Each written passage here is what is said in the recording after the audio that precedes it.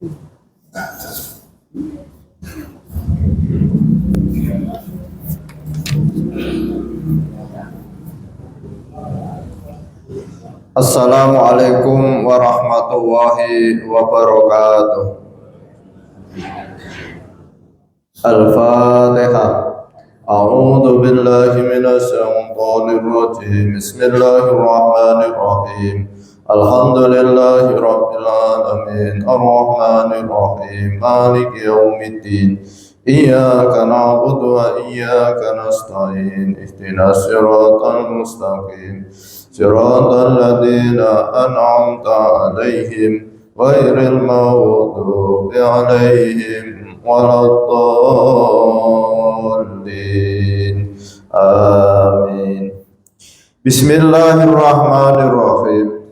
Subatus saminah. Tegese cabang iman kan kaping 8. Iku iman kelawan setuhune makhluk kabeh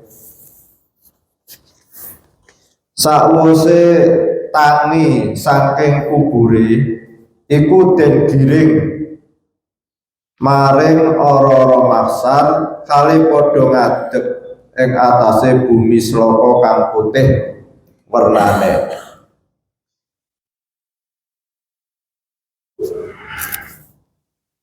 Tingkahe menungso ana ingkang nunggang kewan, ana ingkang lumaku sikil, ana ingkang mungkerep, lan ana ingkang ngelangi keringete,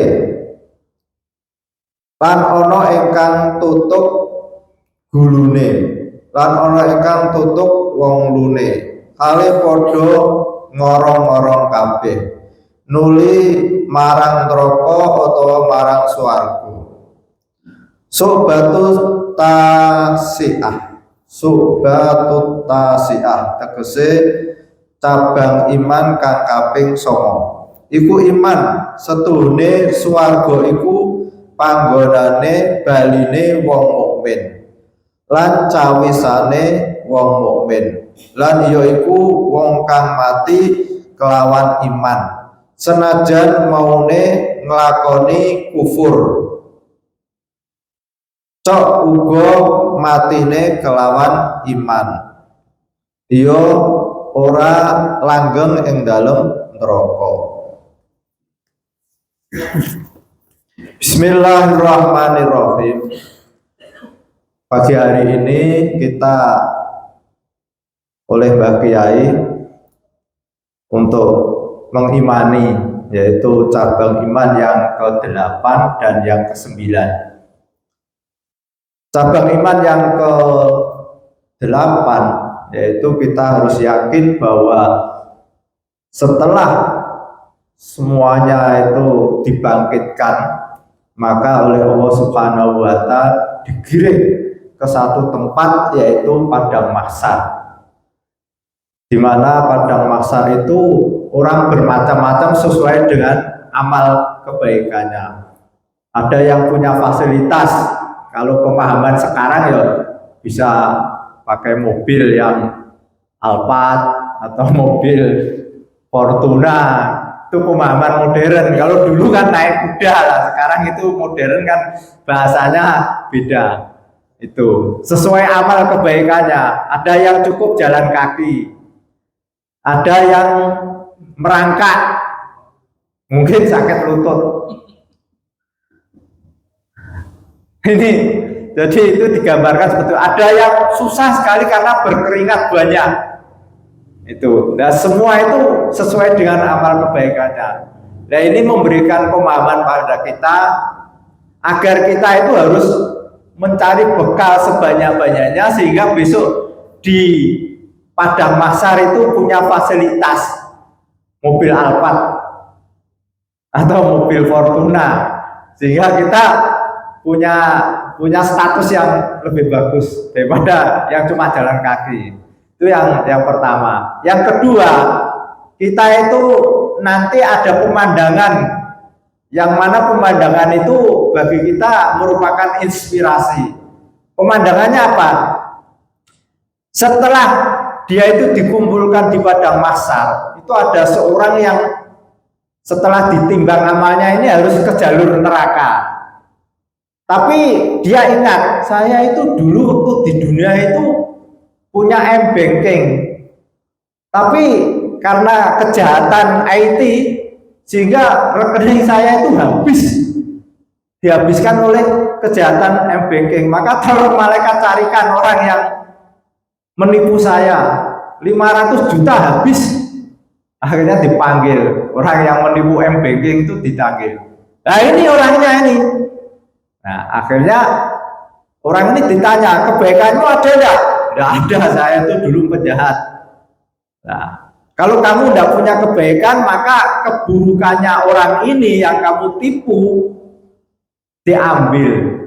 Sehingga akhirnya orang yang mestinya masuk ke neraka itu jadi masuk ke surga gara-gara waktu di dunia itu kena penipuan m-banking. Maka kalau ada orang yang kebetulan ketipu oleh m-banking itu ya anggap saja itu nanti besok bisa dituntut di akhirat. Alhamdulillah. Lalu ada pemandangan lagi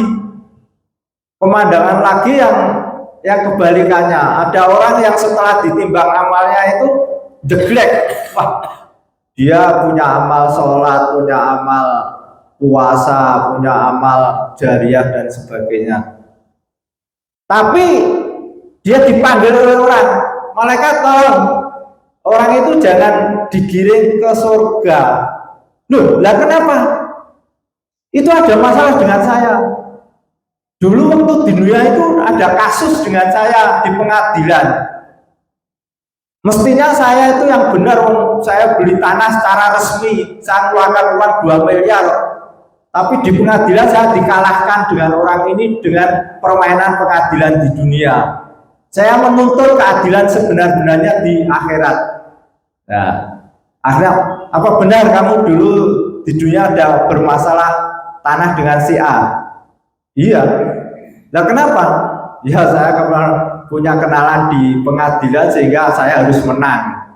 Wah, tidak bisa. Sekarang di sini itu pengadilan yang sebenarnya ya di sini. Akhirnya apa? Dia bawa kebaikan yang banyak itu diambil kepada orang yang patuh di dunia itu kalah di pengadilan, sehingga dia tidak jadi ke surga tapi ke neraka. Nah, disinilah pentingnya bahwa kalau kita di dunia ini merasa melakukan kedzaliman terhadap orang lain, maka selesaikan di dunia ini, jangan sampai dibawa ke akhirat. Kalau kita merasa dizalimi oleh orang, kita tidak usah sedih, besok di akhirat ada tuntutan pengadilan yang sebenarnya. Jadi di akhirat itu adalah pengadilan yang sebenarnya. Kalau di dunia ini pengadilan bisa dipermainkan. Dan kita juga kadang-kadang tidak bisa melakukan hak kita dengan sebenar-benarnya karena apa? Karena misalnya ada seperti tadi m-banking, kita lapor ke bank, tidak bisa ini, bank tidak bisa mengatasi. Ya udah nasib. Kan setelah itu kan selesai, tapi di akhirat nanti ada urusannya sendiri. Sekarang itu kita harus hati-hati, ada penipuan di HP itu, ada m-banking, sering ada masalah itu.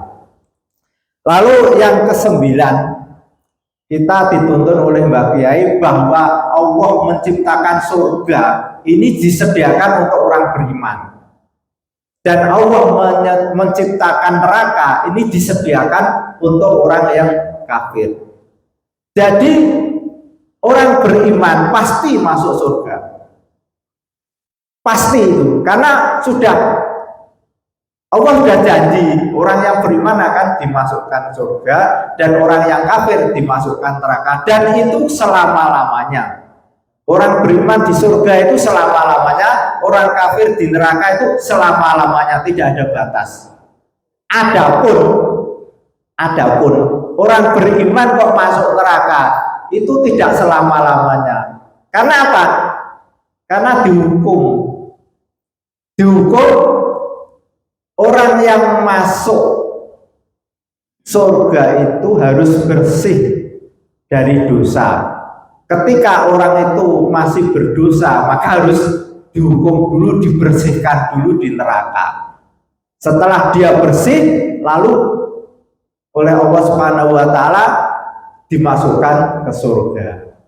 Dan dengan demikian, maka kita harus punya keyakinan seyakin-yakinnya bahwa orang beriman itu pasti masuk surga. Nah, tinggal kita, apakah kita itu membawa dosa yang banyak atau tidak. Kalau dosa terhadap Allah, kita segera bertaubat kepada Allah, mumpung masih hidup di dunia ini, sehingga nanti kita tidak mampir ke neraka. Lalu pemahaman yang kedua, bahwa yang dimaksud orang beriman itu setelah dia itu akhir hayat. Walaupun toh sebelum meninggal itu dia melakukan katakanlah kafir lah. Lalu setelah 1 tahun sebelum meninggal dia beragama Islam, beriman, katakanlah dia non muslim, lalu menjadi mu'alaf, akhirnya baru 1 tahun dia meninggal, maka ini orang ini termasuk orang beriman. Walaupun toh selama 50 tahun itu kafir, tidak Islam, lalu 1 tahun dia mu'alaf, dia itu dihitung orang beriman. Dan sebaliknya, misalkan ada orang 50 tahun Islam, tapi 1 tahun dia pindah agama, itu dihukumi kafir. Jadi yang dihitung itu di akhir hayatnya. Al-Fatihah. A'udzubillahi minasyaitonir rajim. Bismillahirrahmanirrahim. Alhamdulillahirabbil alamin arrahmanir rahim maliki yaumiddin. Iyyaka na'budu wa iyyaka nasta'in. Ihdinas siratal mustaqim. Siratal ladzina an'amta 'alaihim ghairil maghdubi 'alaihim waladdallin. Assalamualaikum warahmatullahi wabarakatuh.